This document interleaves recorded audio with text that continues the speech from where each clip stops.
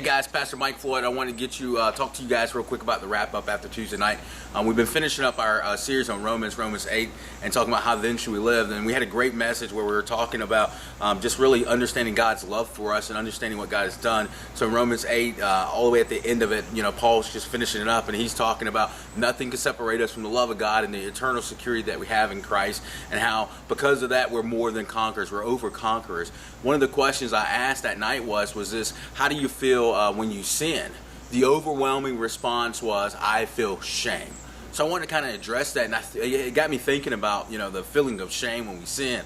And first I thought about Adam and Eve and how when they messed up in the garden of they definitely felt shame, right? They went and found fig leaves for themselves because they felt shame for what they had done. But we know that God was able to cover them. God actually sowed fig leaves for themselves as well to make them better, right? The other one was Peter. I think sometimes we forget about Peter, right? Peter declared to God, hey, if I'll forsake you, Lord, I'll never forsake you. And then, God's like, Jesus goes, yeah, you're going to forsake me. He's like, you're going to mess up 3 times. Peter's like, no, I won't. And then shortly after, we know that Peter messed up and Peter fell down and Peter felt shame. But I love over in John chapter 21, how Jesus comes to Peter and he says, Peter, feed my sheep. Peter, do you love me? Peter, do you love me? He talks about that. What he's doing, he's encouraging Peter. He's reminding Peter that, hey, I still need you to go out and do it. Don't feel shame. Don't let it go. And I was trying to think of an illustration to help us with this when we feel shame, when we feel like we messed up, when we feel like our past. And it got me thinking about one of my favorite movies of all time, and that's The Lion King.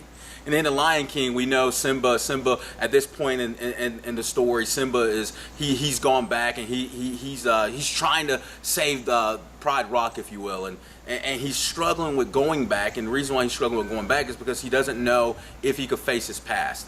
And the monkey comes around, Rafiki comes around, and what Rafiki does, he hits Simba on the head with his stick, and I love it. And Simba gets mad, and Simba's like, why did you hit me? And Rafiki declares it's in the past. And so Rafiki grabs his stick again, and he's getting ready to hit Simba one more time. And as he gets ready to hit Simba again, Simba ducks down, and Rafiki says, see?